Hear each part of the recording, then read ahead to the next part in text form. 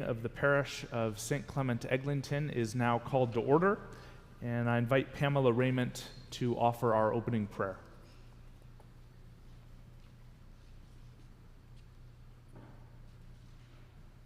This is one we know.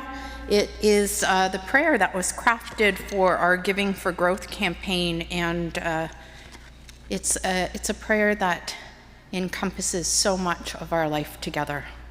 Let us pray. God of hope, we thank you for our community of St. Clements, for what has been, for what is, and for what is to come. We thank you for the ways you have fashioned us as your people, stretched our imaginations, anchored us in hope, and sent us out to grow and to build, to love and to serve. As those learning to follow Jesus, the one who became poor that all might share in his great treasures, may we enter into Christ's generosity of spirit. Receive our offerings of time, talent, and treasure, and make of us a place of invitation and transformation, where all may experience God's love and mercy. We ask this through Christ our Lord. Amen. Thank you for joining us this morning. God has given us a vision of transforming lives, a mission of learning to follow Jesus Christ, and a common life whose values are shaped by the fruits of the Holy Spirit.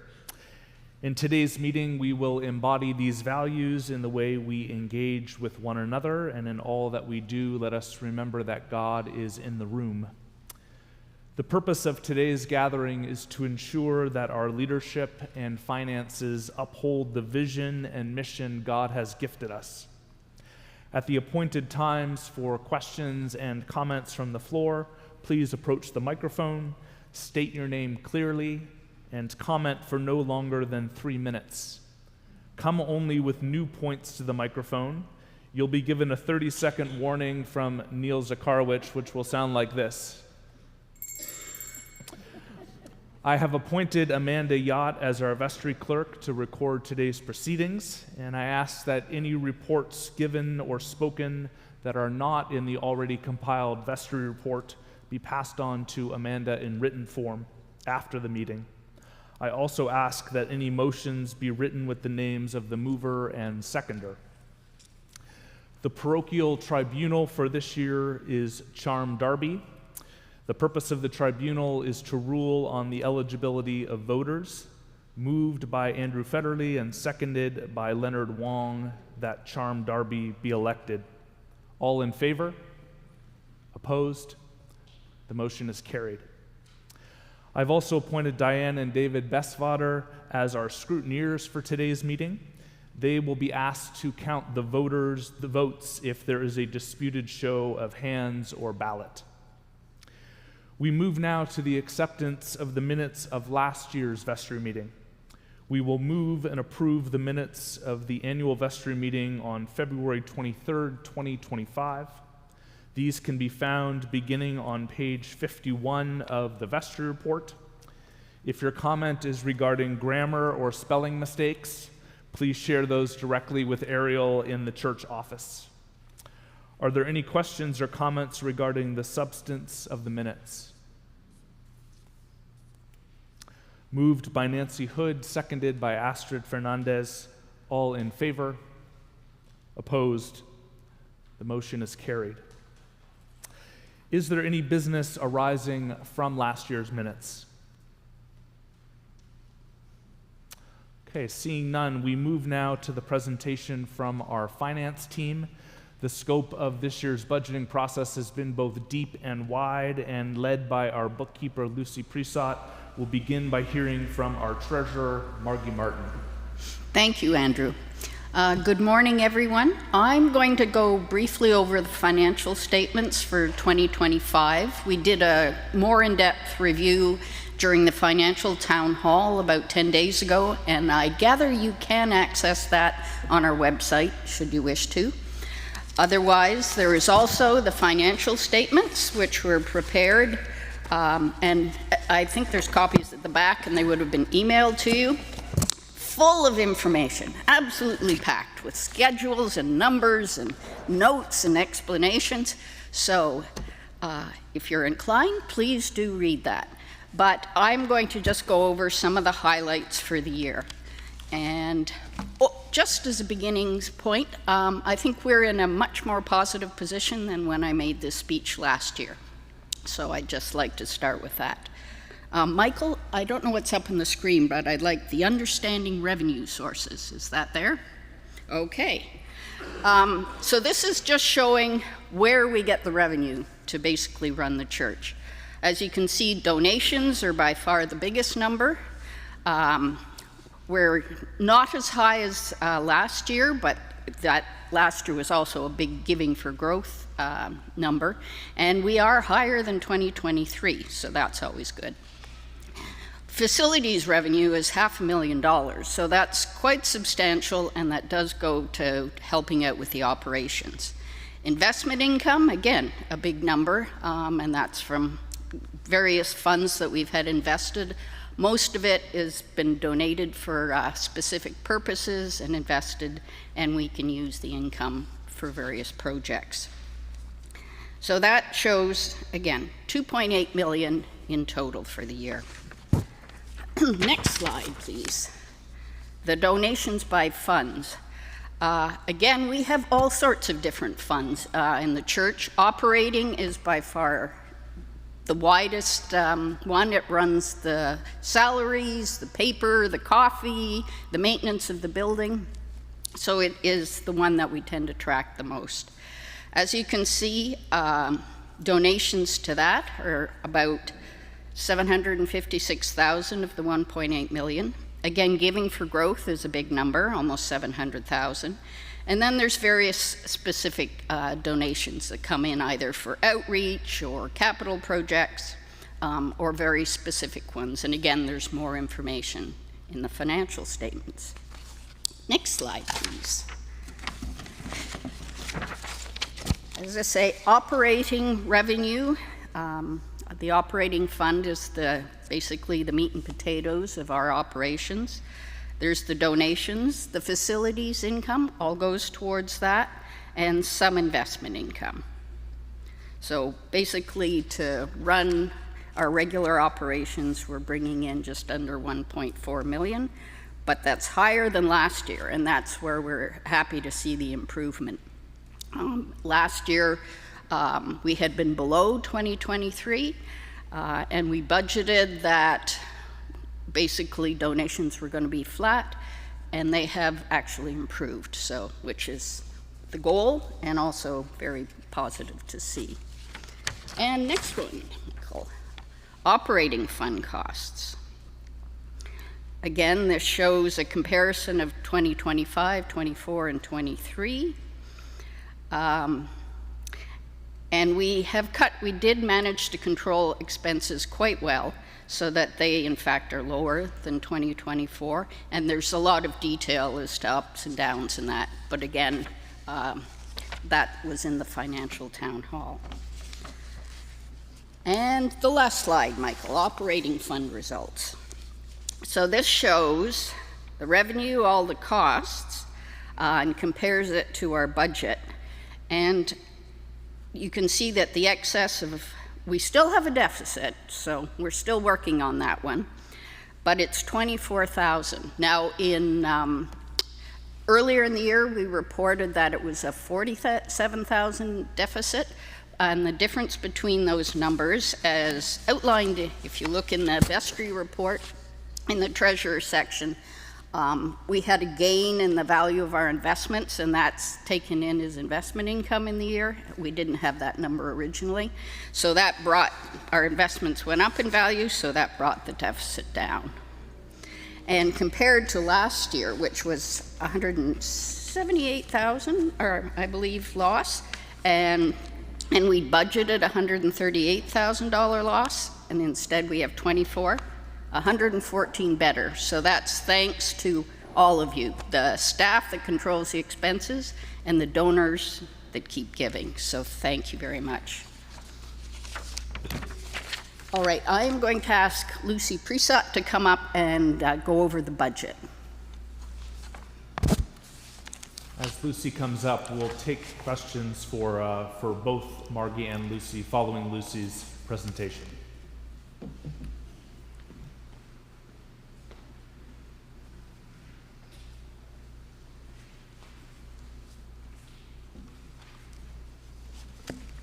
Well, thank you very much, Margie, and good morning to everyone. The next section of this morning's meeting will focus on the operating budget for 2026. While we do appreciate that it may be difficult to see some of the numbers on our slide presentation, I'm hoping that all of you have picked up one of the blue sheets, either from our Welcome Hub or as you entered into the sanctuary. All of the important numbers that we'll be discussing today are on that blue sheet, and we hope that it will help you follow along more easily. So let's begin. Most of the day-to-day activities that you are familiar with at St. Clement's are funded by the operating budget. It covers the cost of our clergy and our lay staff. It funds the cost of singing God's praises alongside our choir and accompanied by our beautiful organs. It helps us in telling the story of Jesus to our children. The operating fund also allows us to visit those that are in the hospital or those that perhaps can't make it to the church in person. It also funds the day-to-day mundane costs, things like heating of the building and the cost of, especially this morning, cleaning the snow off our parking lot and pathways. As you can imagine, it's really important to understand what all of these programs and what activities and general requirements of the church are and how they impact us financially. And to that end, we use a very diligent and structured process in preparing our spending budget for each year. We actually prepare our budget in 3 parts. The budgeting process starts with delineating programs and activities that we intend to offer to the congregation during the upcoming year. It requires a detailed analysis of time and talent, both by our clergy and our lay staff. When the 2026 calendar of programs and activities was generally agreed upon, we then began the process of reaching the cost of implementing our plans. And that's what we end up calling the spending budget. You will see the results of this very first step on the front of the blue sheet. It provides a listing of all the various types of costs that are required in order to offer our programs and activities and to meet the general requirements of keeping the church doors open. Step 2 in the budgeting process is looking at the assets that are held by the church to determine whether we can use any of these assets to help us fund our expenses. So what can we earn, for example, from the building that we occupy, or from our cash reserves or our investments? And as you will see, these are substantial amounts, and they contribute significantly to covering our operational costs.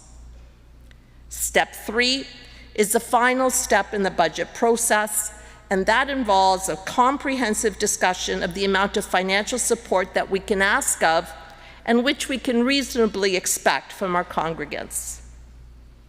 In the next few slides, we'll delve deeper into the costs of operating the church. We'll look at some of the higher costs in our budget, so the cost of the clergy, the cost of maintaining property, and the cost of our lay staff. We'll follow that with an analysis of the cost of worship and ministry, including the cost of our music and educational programs. And we will then consider the administrative costs of the back office, our 3% donation to outreach, and finally, the level of diocesan support that we pay to the Central Diocese here in Toronto. Let's look first at clergy. Our budget assumes the continued retention of our clergy team, our rector, Reverend Andrew, and our associate rector, Reverend Pam. Both are full-time here at St. Clement's. Clergy members are generally paid in accordance with guidance that's provided directly by the diocese.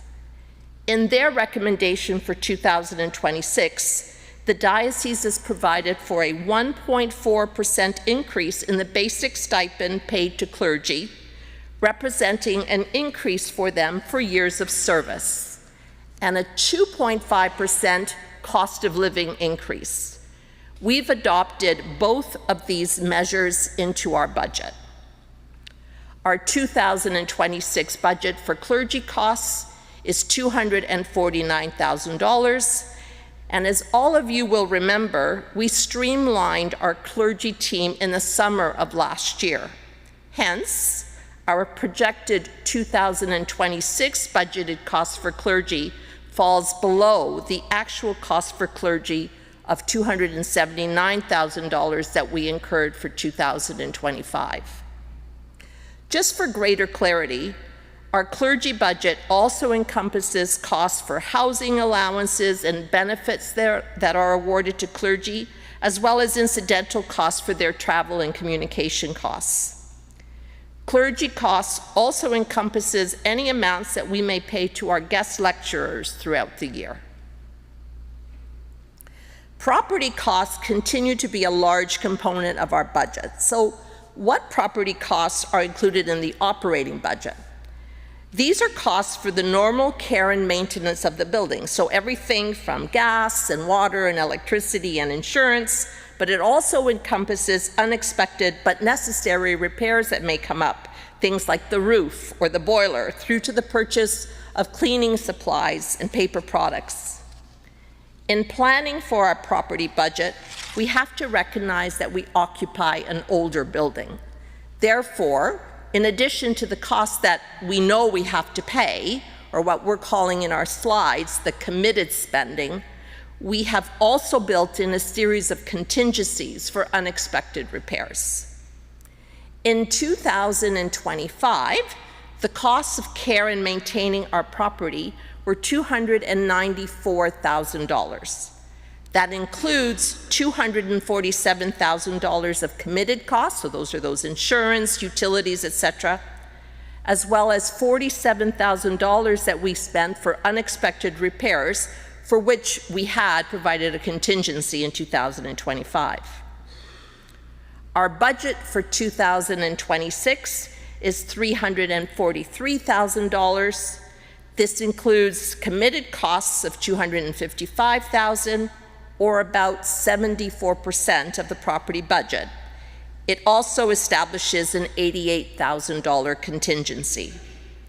Our contingency provides for repairs both here in the church building as well as the two properties across the street. Before we move on from property costs, I wanted to take a moment to formally thank Lindsay Hunt, I don't know if he's here today, and Michael Newbury, both of whom have been instrumental in helping us understand and prioritize the property needs of our parish, and helping our property staff, Attila, Jamie, and Krutik, in bringing projects to fruition. The two of them have also done tremendous work in carrying out many of the property projects anticipated through the Giving for Growth campaign. And while they're not here, thank you very much to both Lindsay and Mike.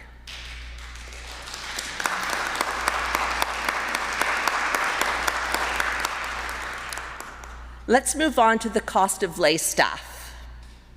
We are budgeting for 10 people on staff. 3 are in the office, another 3 in facilities, 3 in ministry, and a music director. Now, you may think as you see this that we're missing the important roles that are carried out by Michael as digital pastor, or the roles of Gloria and Lashman as our AV coordinators. It's not because we've ignored these positions. In fact, these 2 positions contribute greatly to the worship experience. However, the costs of these positions are absorbed as activities within the Giving for Growth budget. They're not included in operations. Our 2026 budget for lay staff is $487,000. The actual cost of lay staff last year is $411,000. Now, we have built in a 2.5% increase for all lay staff as a cost of living increase, and you may recall that this is consistent with the cost of living increase budgeted for our clergy. That said, you may still be pondering what other factors may have contributed to the increased budget for lay staff. If you recall, in the earlier months of 2025, we had a shortfall in office staff and in our music staff. This is essentially what makes up the increase to our budget for lay costs, as we did not staff those positions until later in 2025, and therefore the cost for those positions did not start until later in 2025. The core, or the essence of all that we do at St. Clement's, is fundamentally rooted in the worship experience, in worshiping together, in our mission of learning to follow Jesus, in our vision of transforming lives, and in our values of living the fruits of the Holy Spirit.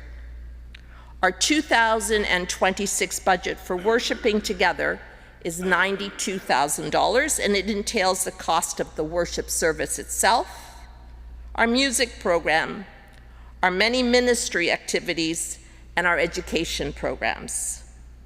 We've budgeted $9,000 for the cost of our Sunday services in 2026, including for the purchases of seasonal items at Christmas and Easter. This is in line with the $9,000 actually incurred in 2025. Our music program continues to flourish under the direction of our current and very talented music director, Kirk, who joined us in the late summer of 2025.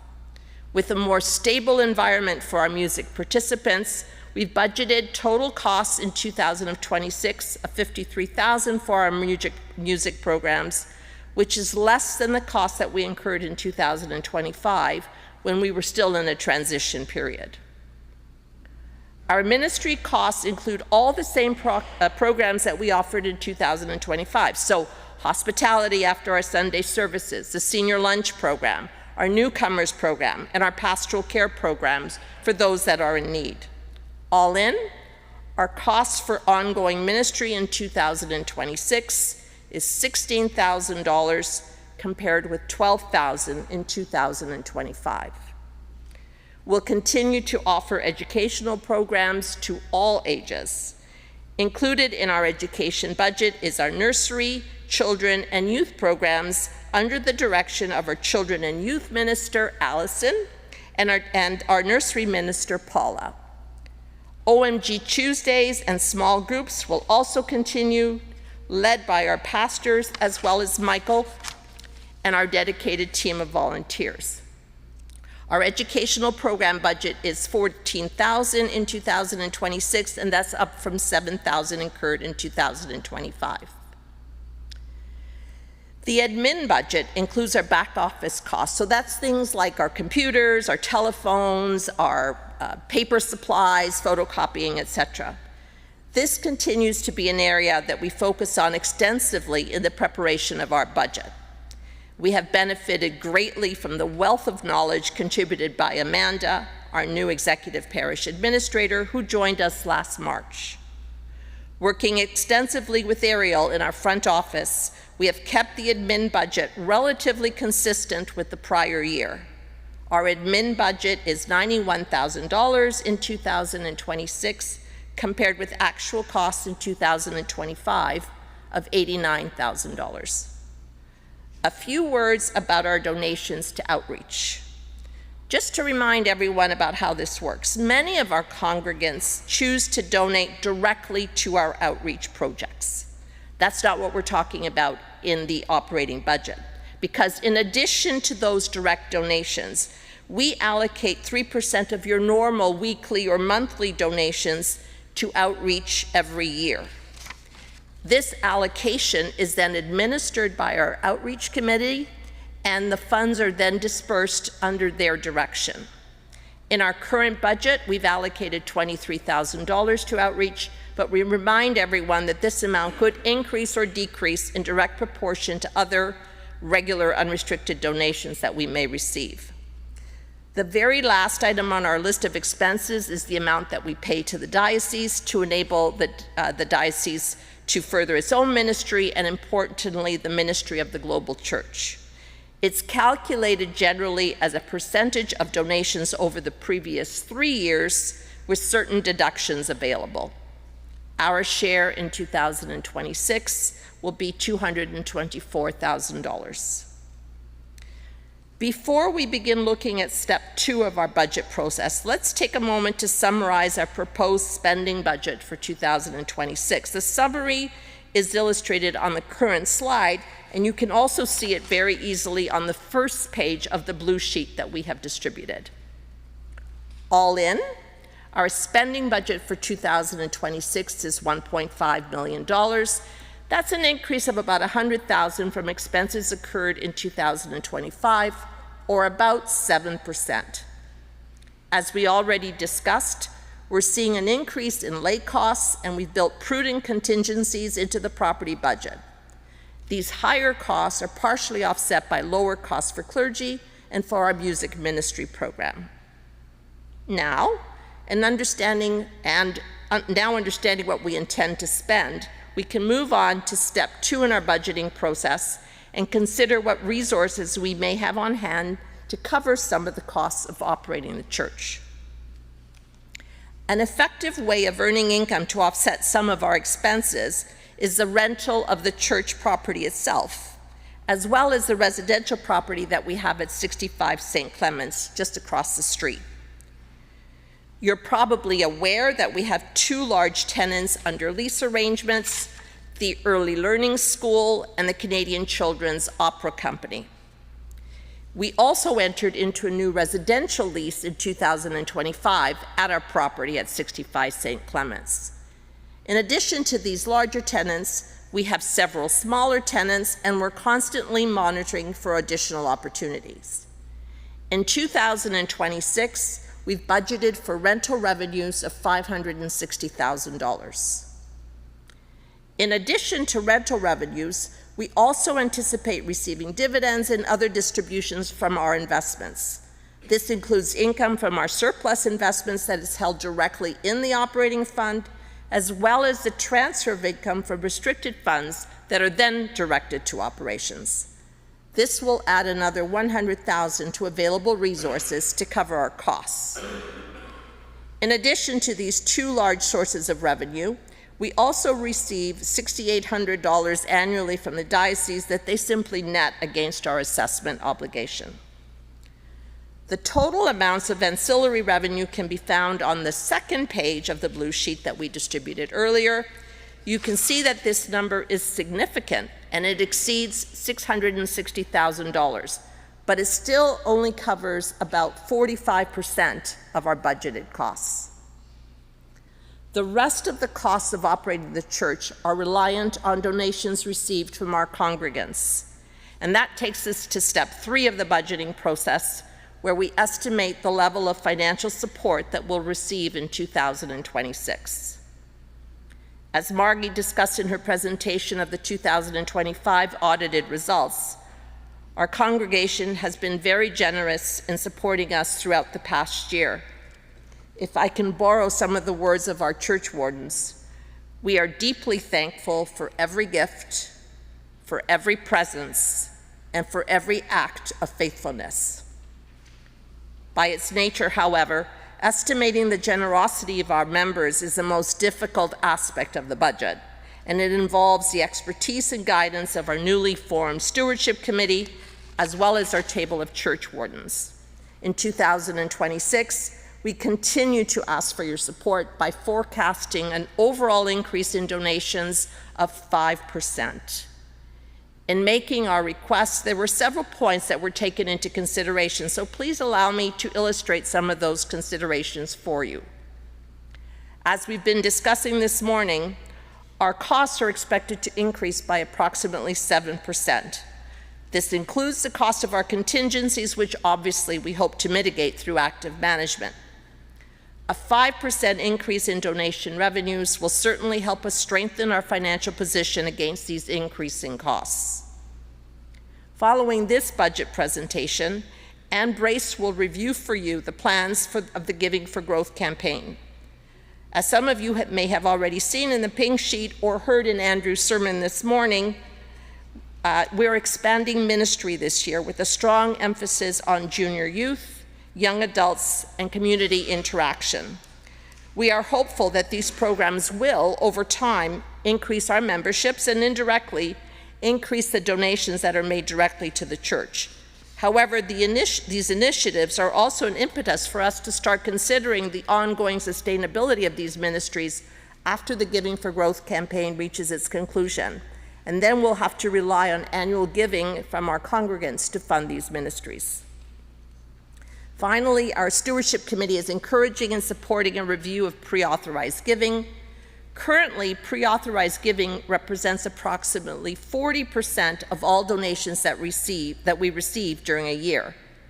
In 2026, we hope to revitalize our pre-authorized program, inviting membership to consider this as an effective and truly easy method of giving, while at the same time sparking a review of donations through this program that may not have been modified in many years. Assuming a 5% increase in donations, our donations in 2026 will increase to $787,000, and this is illustrated on the third page of that blue sheet. So where does this take us? The last slide summarizes it all. It can also be found on the very last page of your blue sheet. We've budgeted expenses of $1.5 million. That's our spending budget. We have $560,000 in rental income and another $100,000 in income from our investments. That leaves us short, before we talk about donations, by $843,000. Assuming that we receive a 5% increase in donation revenue, we should bring in $787,000 in donations in 2026. Therefore, our proposed operating shortfall overall in 2026 is $55,500. So this is the final 2026 budget that's illustrated both in the blue sheet and in the green sheet, and that today we're proposing for your approval at this vestry. That pretty much concludes the formal review of the 2026 budget, but before we move on a motion, are there any questions on the budget itself? Peter? Peter, can you make your way to the microphone here? Thank you.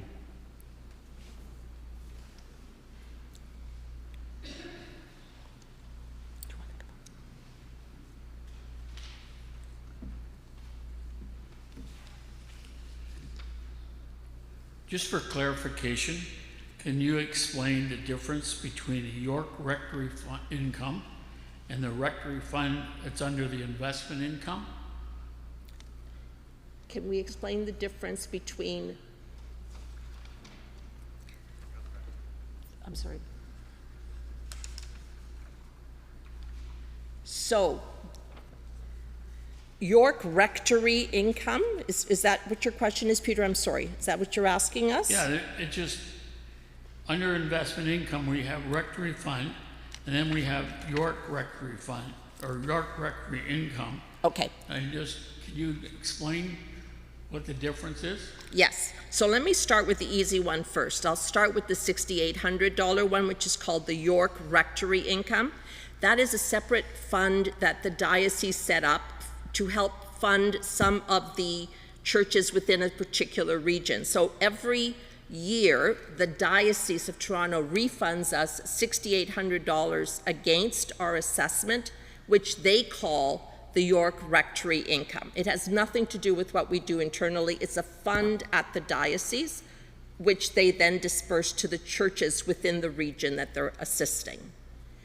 The Rectory Fund is a fund that we hold here at St. Clement's.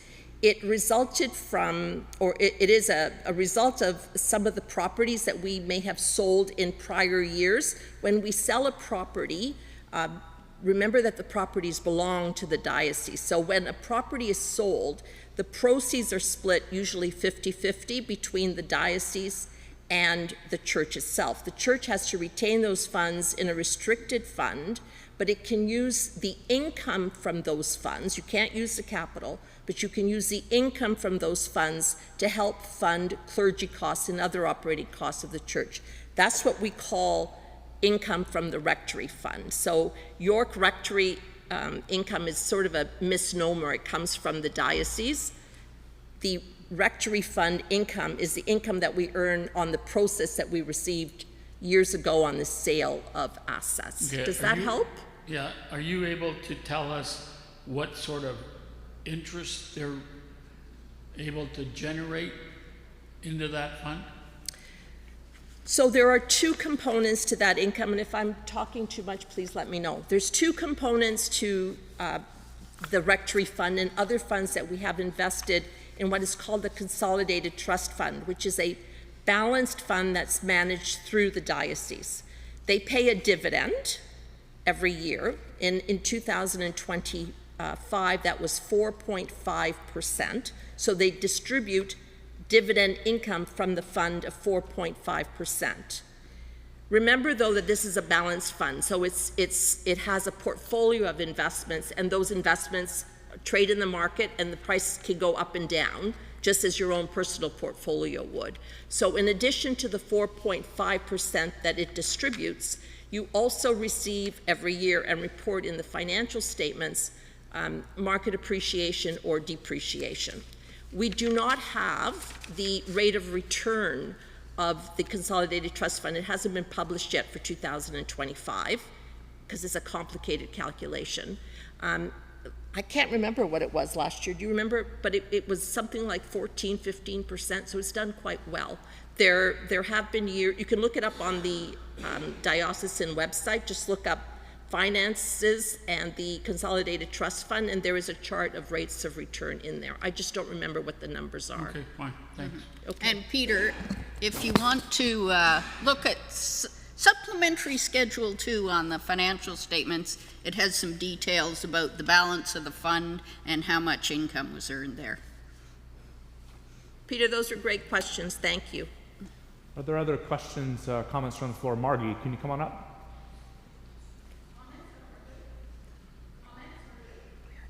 Sure. Just from the microphone.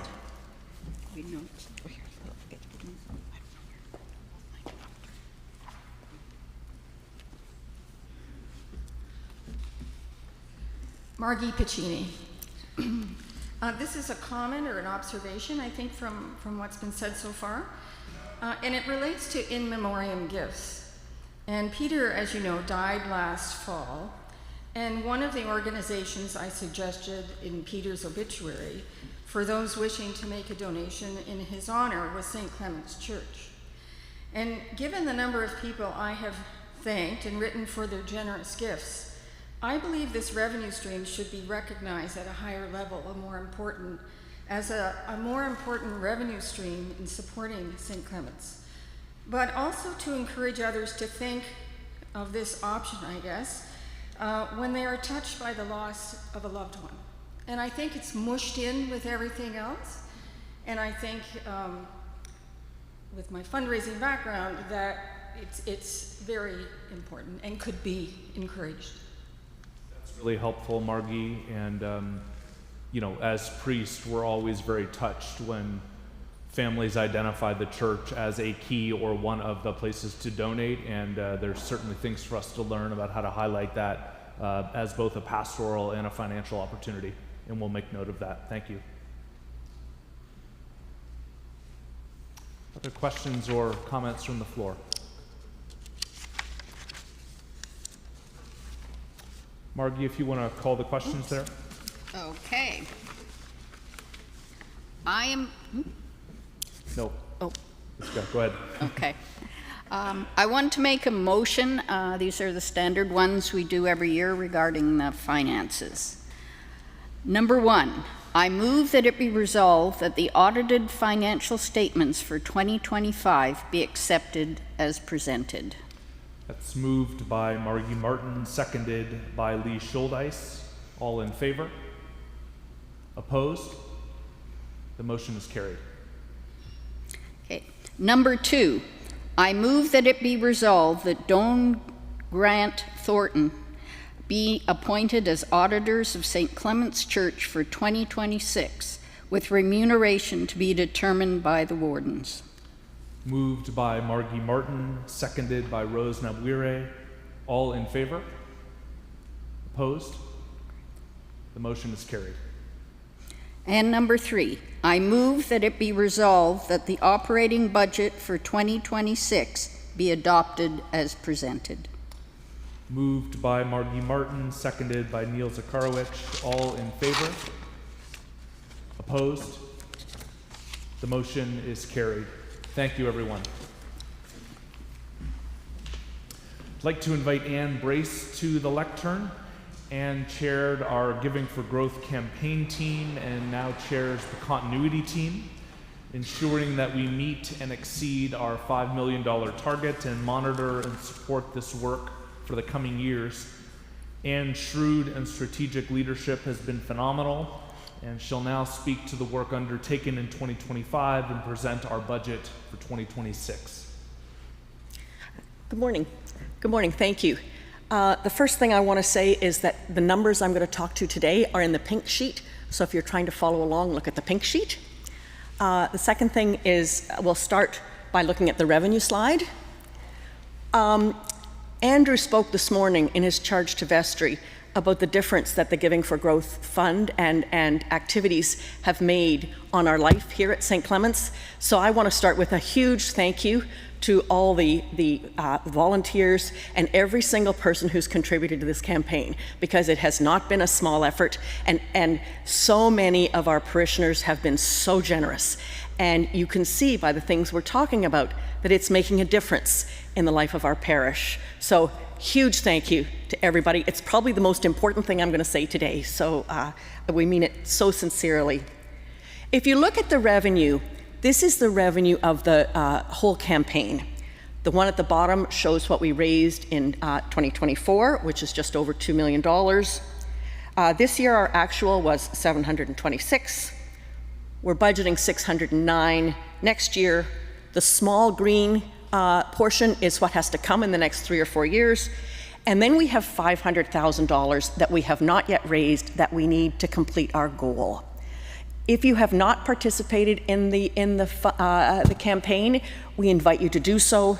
This is what the campaign brochure looked like. We'd be more than happy to talk to anybody as we really strive for this last little bit that needs to be done so that we can complete our goal. I'm now going to talk about, I guess the one other thing I wanted to say, there are 2 other things actually. In 2025, the amount that we raised was less than the amount that we budgeted. There were 2 reasons for this. One was a $200,000 budget amount that was offset by some expenses that we were thinking of doing to improve Canon Nicholson Hall. That amount was the full amount wasn't raised, although we've started, and I'll talk more about that in a second. And the other, and which is really more important, is that our general budget last year was based on averages that we got from our fundraising consultants. They said generally in year 2 you'll get around 15%. We had, in fact, got less than that, but was exactly what we should have expected based on the pledges that we got. So we haven't lost any pledges. This is just the way our particular campaign is rolling out. The numbers for 2026 are actually based on the campaign pledges that we've received. Huge shout out and thanks to Mary Webb, because she went through all of the different work. She's been the treasurer for the campaign, and it's a lot of work actually to try and figure out when everybody's pledges are coming due. So the 2026 budget is based on the actuals from the pledge forms. If you now look at the expenditure slide, first of all, we've aimed to give you this presentation based on the categories in the Giving for Growth brochure. However, we have isolated the personnel costs, because if we included those in the campaign categories, it would become very obvious what individual people were making, and so we want to protect, of course, their personal privacy, because it's none of our business how much an individual actually makes. So you'll see, for example, that Christian education, investments in Christian education, which was a big part of our Giving for Growth campaign, is not represented here, and that's because all of those expenditures are included in the personnel file. In the past year and a half, we've really been focused on capital expenditures, really making a difference to what's happening in this building itself and starting to work our way through the backlog of expenses and maintenance that needed to be done. This year, we're really excited about the investments in ministry. Andrew talked a lot about that this morning. Margie talked about it, and Lucy, about what we're beginning to invest in, which there are 3 new positions that are included that are being funded by Giving for Growth. The youth, the young adults, and the ministry coordinator. So the only real thing I'll say about that is if you look in the rest of the Vestry report, you'll see that our attendance is up and the number of new donors that we had this year is also up. Those are really significant statistics, and they're unusual in any kind of an Anglican parish, really across the country. The fact that we have a growing and vibrant parish is really important, and the fact that we can now invest in these clerical positions, which will help us to expand that, is really exciting. And so Andrew spoke about the rest of it this morning, but it's a major step that we can invest in these areas of ministry. On the investments in personnel, we have the digital minister, the AV coordinator, the new positions I just talked about, the junior youth, the young adults, and the ministry coordinator. So you can see why those numbers are changing significantly this year.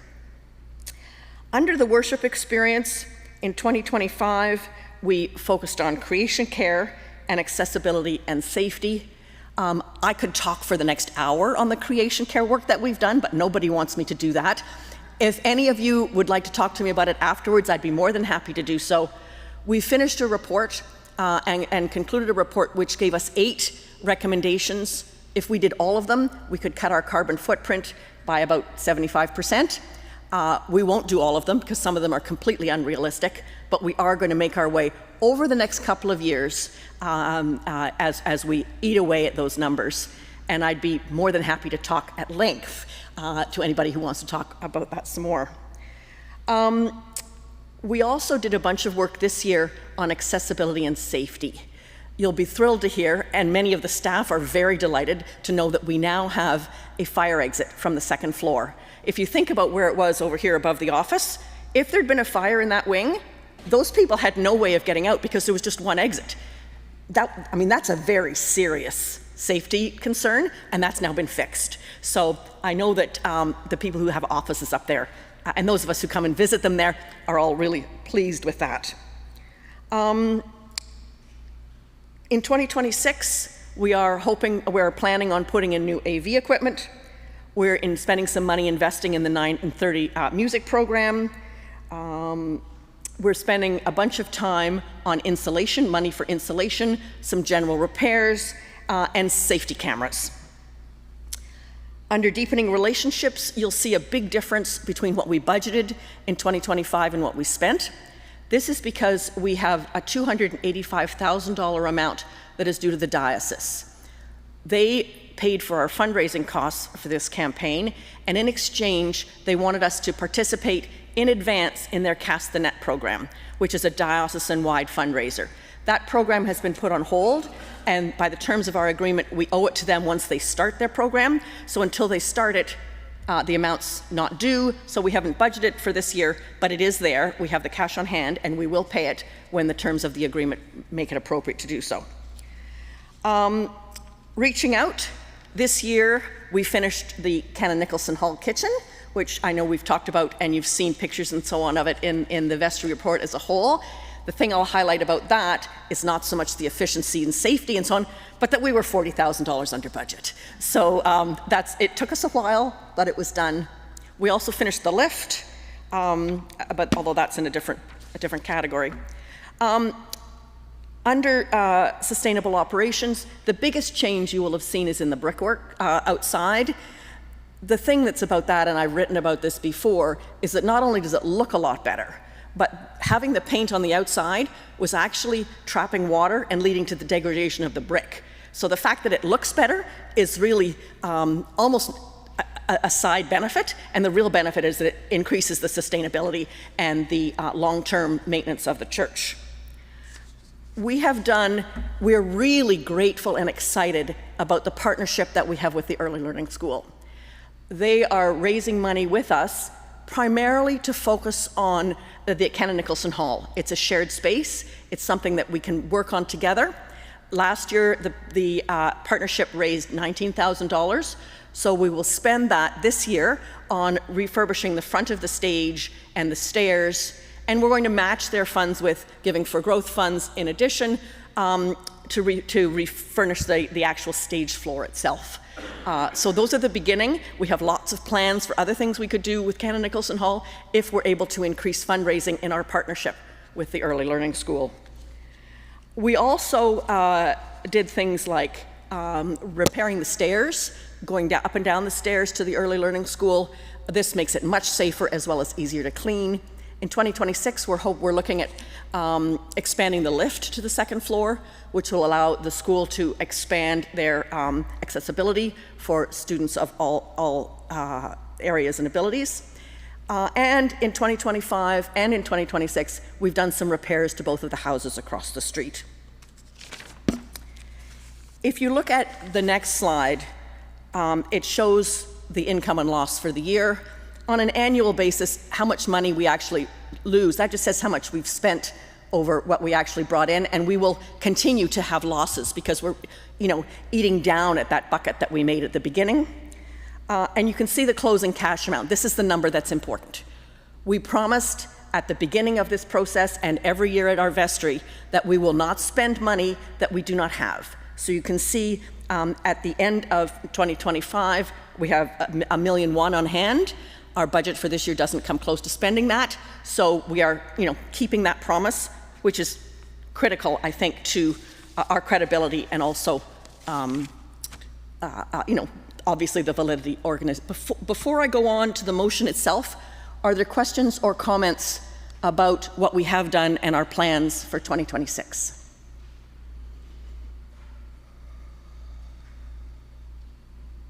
You sure? Okay.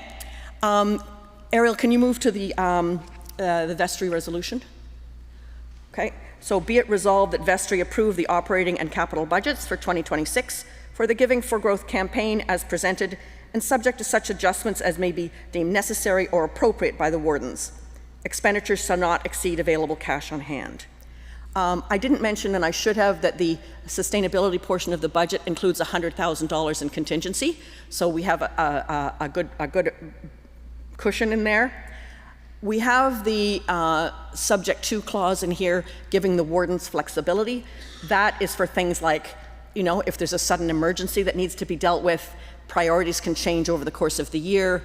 These are the costs that we have here are based on estimates, and when we start getting actual quotes coming in, those amounts may be different. So we give the wardens a significant amount of latitude in how we spend the money. And then, as I said before, we are not going to spend money that we do not have on hand. I will make that motion. Do you want to call for a seconder? Yes. So may I have a mover and seconder to approve the Giving for Growth motion? So moved by Ann Brace, seconded by Charm Darby. All in favor? Opposed? The motion is carried. Thank you, Ann. Thank you. Our annual vestry report featured thoughtful reflections from each of our strategic plan chairs, including our wardens, who take the lead for the sustainable operations of our parish. I now call upon Rector's Warden Astrid Fernandez and People's Warden Nancy Hood to give their report.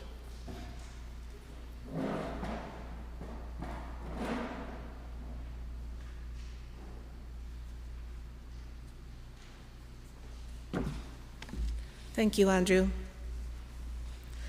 On behalf of Nancy and myself, thank you for the trust you have placed in us to serve as your wardens this past year. It has been both a privilege and a responsibility we have carried with care. 2025 has been a year of growth, discernment, and steady leadership at St. Clement's. As wardens, much of our work happens behind the scenes, in conversations, in spreadsheets, in long discussions, but always with one purpose: to help this community move forward faithfully and responsibly. While our role at this Vestry is to speak to sustainable operations, we would be remiss if we did not acknowledge that the foundation of everything we do is listening carefully to our community, seeking God's guidance and wisdom, and acting in ways that will strengthen us in our shared journey of learning to follow Jesus. Our clergy nurture that spiritual direction, grounding our decisions in faith.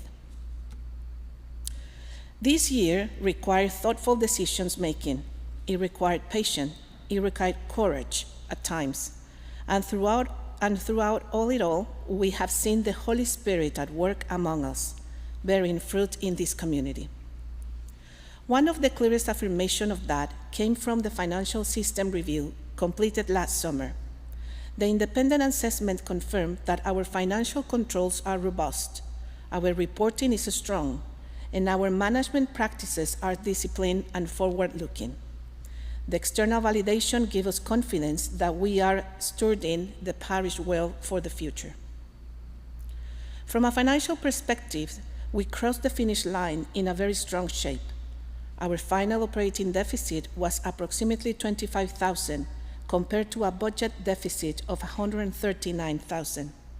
That difference reflects both carefully expense management and, very importantly, the extraordinary generosity of this parish community. We also performed better operationally coming out of a major capital campaign that we were told to expect. In many churches, giving dipped significantly during and after a campaign. In our case, giving rebounded strongly in 2025, a powerful sign of commitment and momentum. Looking ahead, 2026 is shaping up to be a year of growth and investment. Our operating budget anticipates a 5% increase in both discretionary and pre-authorizing giving. This will be the year when giving for growth shifts from primarily property investments to staffing investments, just as outlined in the case for support. These new positions will strengthen the ministers of this parish and help us continue inviting both newcomers and long-standing parishioners into a deeper discipleship. But of course, plans and budgets only matters because of the people who brings them to life. And with that, I would like to invite Nancy to speak about the people who sustain and shape this community. Thank you.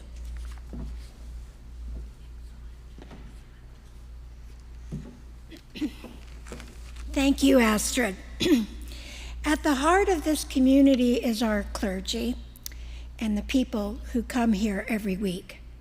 The clergy's spiritual guidance continues to anchor everything we do. In a year that included transition, their steadiness and faith have sustained this community and us as wardens. We are deeply grateful for our staff and volunteers. The daily life of this parish, its administration, its ministries, projects, depends on the people who serve with professionalism and care. Their work often happens quietly, but it is seen and it matters. And through that faithfulness, we are reminded that God is indeed up to something incredible at St. Clement's. We would also like to take a moment to thank Neil and Leonard. Over the past 2 years, they have been our mentors and guides. We have learned so much from both of you, and we are deeply grateful for your patience, your dedication, and the steady leadership you brought to the warden's table. We will truly miss working alongside of you. Believe us, we will truly miss you. Neil, thank you for the countless ways you challenged us to see issues from a different angle. You consistently helped us ask better questions and think more carefully before making decisions. I'm quite certain that next year, more than once, one of us will say, "Let's be the Neil at the table." And when something feels stuck or complicated, we will probably ask, How would Leonard make this happen? Leonard, your depth of knowledge and commitment to St. Clement's have been extraordinary. You help prepare this parish for the future in very practical and technical ways, particularly around the IT area. And we are very grateful. These are challenges we faced that quite honestly we would not have known how to resolve without you. We are deeply thankful for both of you. And to Lee and Rose, thank you for the enthusiasm and commitment you have brought to the Warden's table this year. Lee, your attention to detail is truly extraordinary. It is very clear that you are a lawyer. And we are deeply grateful for the care and precision you bring to every discussion. Rose, your ability to learn processes quickly and move through them with clarity and agility has been remarkable. And we are especially grateful for your faithful prayer for this parish and for all those in need, which has been a quiet and powerful gift to us all and for us all. As we reflect on this past year, what stands out is not simply numbers or projects, but faithfulness. Faithfulness in leadership, faithfulness in generosity, and faithfulness in this community. It is a privilege to serve alongside you as we continue this journey together, as we learn to follow Jesus. Thank you very much. Stay up there. Are there any questions for the wardens about their oral or written reports as they sit down?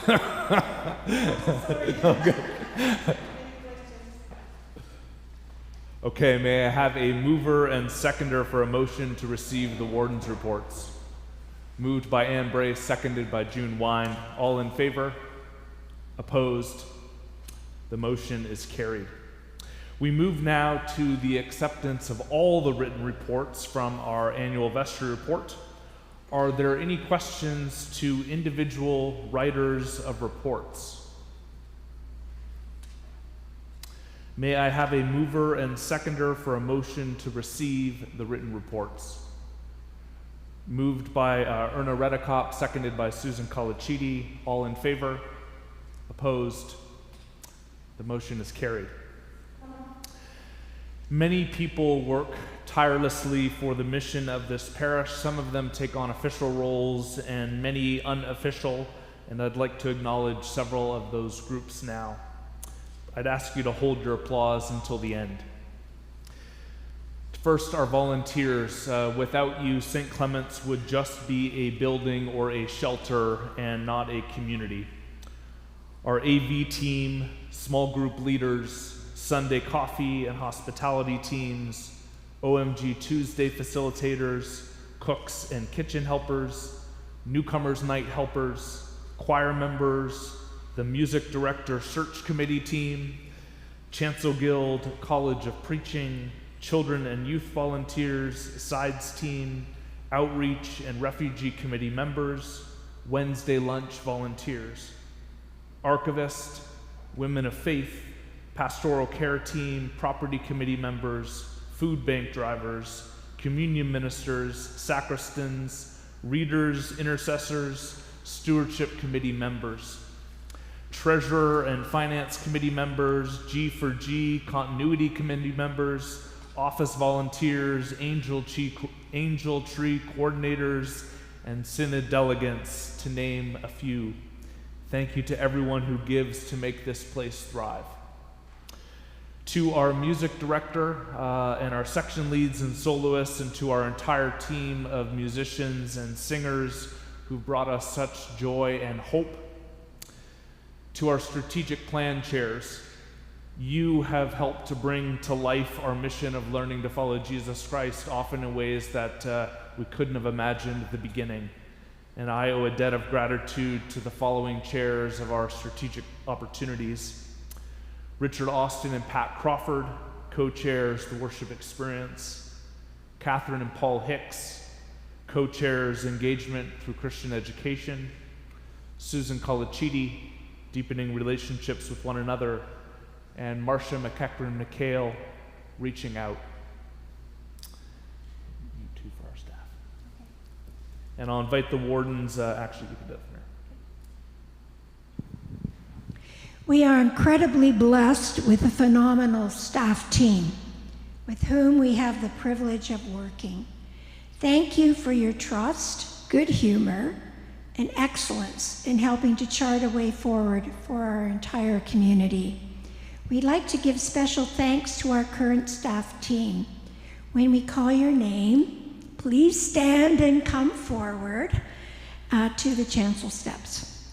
Kirk Adsett, Ariel Brooks, Michael Buttry, Gloria Chow, Andrew Federley, Amanda, Laxman Kanoda, Attila, Paula Lantilla, Allison Maracchini, Krudek Patel, Jamie Pollard, Lucy Pressott, Pamela Raymond.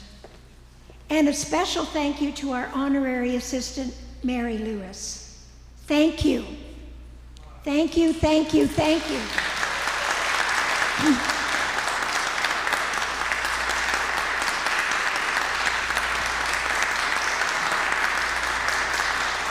Please join me in thanking these wonderful, wonderful people who make it happen every day.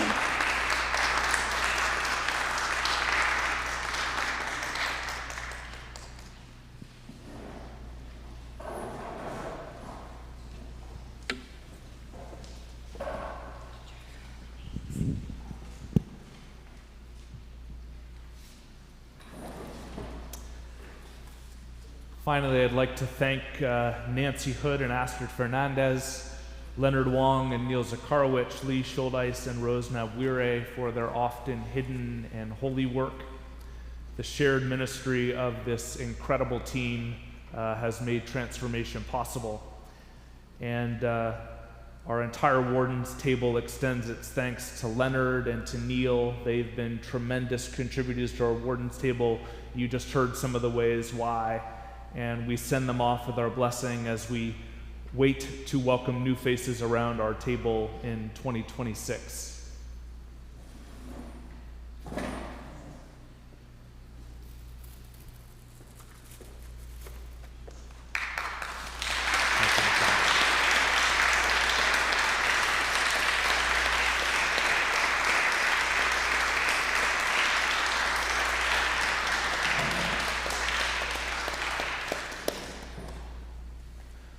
Finally, and personally, I'd like to thank my family, Marcia, Samuel, and Rose. My son was 1.5 when we came to St. Clement's first. He's 14 now, and this parish has been their parish, and this spiritual home has been their spiritual home, in season and out of season, in pandemic, and thank God in not. And I'm only able to be here and do what I do because of their love and support, and love to Marcy and Samuel and Rose, and thanks to them and everything that they give.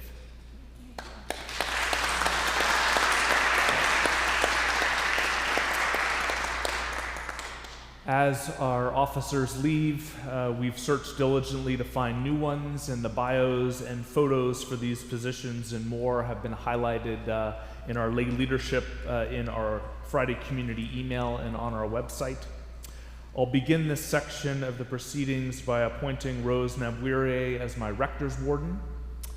I'm also pleased to appoint Marcia McEachran McHale as my deputy rector's warden. Marcia, if you're there, can you stand up where you are? And for past rector's warden, I appoint Astrid Fernandez. A warm welcome and deep thanks to each of you. We have before us a slate of nominees for People's Warden, Deputy People's Warden, Past People's Warden, and lay delegates to Synod. Are there any other nominations? May I have a mover and seconder for the closing of nominations? Moved by Rosalie Jackson, seconded by John Swindon. Forgive me, John. All in favor? Opposed? The motion is carried. We proceed with the election of our People's Warden, Lee Schuldeis. May I have a mover and seconder for the election of Lee as People's Warden? Moved by June Wind, seconded by Charm Darby. Is there any discussion? All in favor? Opposed? The motion is carried. Congrats, Lee. We now have the election of our other wardens, and I'm grateful to David Bestvater for allowing his name to stand for election as Deputy People's Warden. May I have a mover and seconder for the election of David as Deputy People's Warden? Moved by Susan Colicchiti, seconded by Erna Redekop. Is there any discussion? All in favor? Double in favor, yes. Opposed? The motion is carried. Welcome, David. Finally, we turn to Nancy Hood, who stands for election as past People's Warden. May I have a mover and seconder for the election of Nancy as past People's Warden? Moved by Charm Darby, seconded by Margie Piccini. Is there any discussion? All in favor? Opposed? The motion is carried. Welcome back, Nancy. Margie Martin has served as St. Clement's treasurer for the past 2 years, and Margie also continues to provide excellent leadership as treasurer of the Outreach Committee, and I have been grateful for her excellent accounting knowledge, prudence, and sound counsel. Margie, on behalf of the wardens, we look forward to the opportunity to continue working alongside you this year.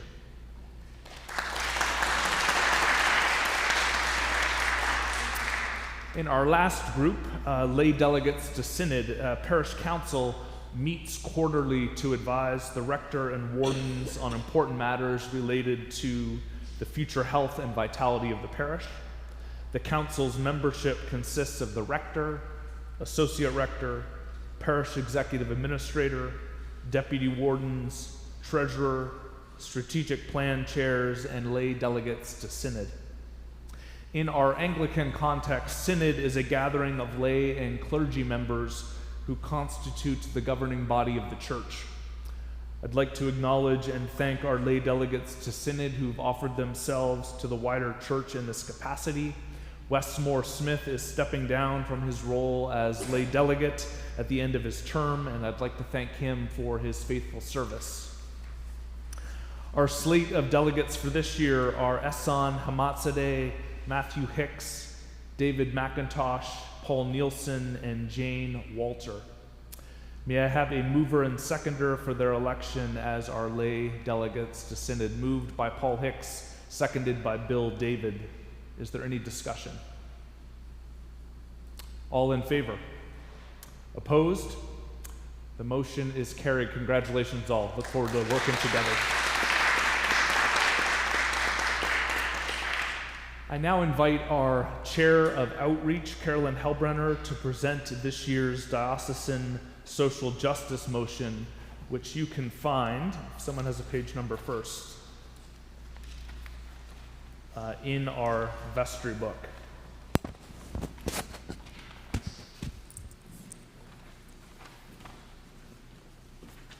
Page 48 of our Vestry book, if you wish to follow on the details. Welcome, Carolyn. Thank you, Andrew. So members of the parish will have seen and hopefully had the opportunity to review and do a little reading. Sorry? Okay. People will have hopefully had the opportunity to read and review and do a little reflection on our motion, our social justice motion for this year, which I think is a very important one. In brief, recommitting to protect, sustain, and renew the life of the earth. And I don't think it comes as a surprise to any of us that essentially our Earth really is in crisis. Evidence of climate change and other threats to the environment and the life of our Earth are around us, and we're reminded of them on a daily basis. So what we can do as a parish and as a congregation is to pledge to honor our baptismal commitment to safeguard the integrity of God's creation. This is something that we do pledge to do as part of our baptismal covenant.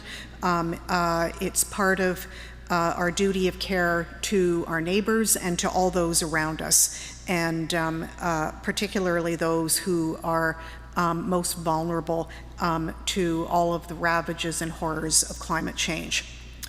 So I put the motion towards you and am happy to answer any questions or open the floor for discussion. Folks, if questions or comments, I'd invite you forward to the microphone.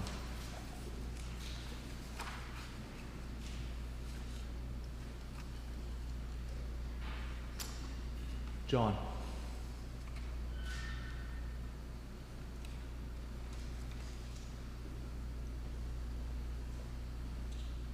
Thank you very much, John Brace. I support the motion, but I'm just wondering what the purpose of calling out the oil sands or tar sands emissions specifically is. Why is that important to include in the discussion?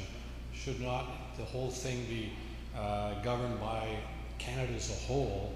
And calling out the oil sands, to me, in today's political context, is perhaps a little fraught. Again, I support the motion, though. Well, I guess from my perspective and my understanding is that the oil sands and the tar sands are a particular area of source and concern, and to some significant degree a generator of these problems. I understand your point about the political climate and the challenges that we as Canadians all face. But certainly from my perspective, it's an appropriate, specific item to note and to call out. We need to be aware of that. So that would be my comment.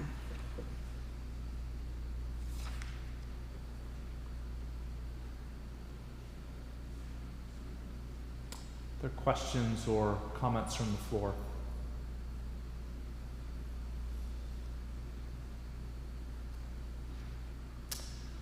We'll bring the motion to the floor, moved by Carolyn Hellbrenner, seconded by Nancy Hood. All in favor? Opposed? Motion is carried. Thank you, Carolyn. Is there any other business that members wish to bring forward for consideration? I invite you forward to the microphone. Yes, Mary first, and then Charm, if you want to line up there.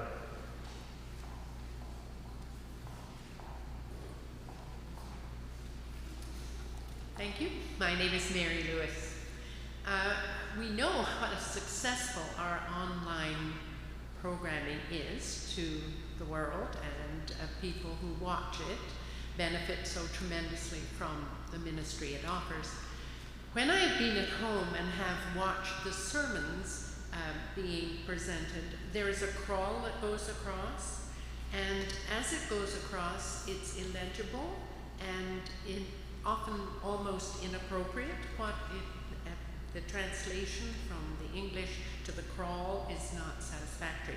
I've spoken to Michael Buttrey about this. He says that the crawl improves if once it goes online after the day when it has been reviewed and put online for us. But the immediate translation is unsatisfactory. It would be nice if that could be improved for the benefit of everybody. Thank you, Mary. And that's something Michael and the digital ministry team can discuss how to improve that going forward. Actually, what I really want to say is to speak to my fellow congregants. What's your name? Charm Darling. So may I speak in front of you? As long as you use the microphone. That microphone. Oh, here, sure. I will turn my back to the audience to whom I want to speak. Good morning, everyone. I hope when we leave here, we'll be going into a very happy sense of state. But I wanted to remind you that what we heard earlier about the 5% increase in our contributions or donation, I prayerfully ask for you to truly consider as best as you can. Because what we are doing we're not really doing it for this year. We are doing it for the next 5 years. And I can tell you this, when I came to St. Clement's Church in 1991, there's only a few of us that are still here. Well, there's, of course, Robin in the choir, Anne and John and Susan, and so many people are no longer here with us. But I had no idea from 1991, when I christened my daughter here, that I would be here. So I am glad. So do prayerfully. I know 5% might seem a lot. In spite of all that is going on, do as best you can, so that hopefully in the next 25 years, your grandchildren and your children's children will be here. Have a great day. Thanks, John.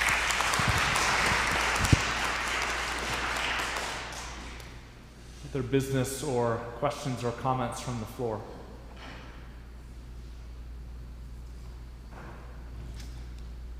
In that case, I'd invite Pam to offer our closing prayer.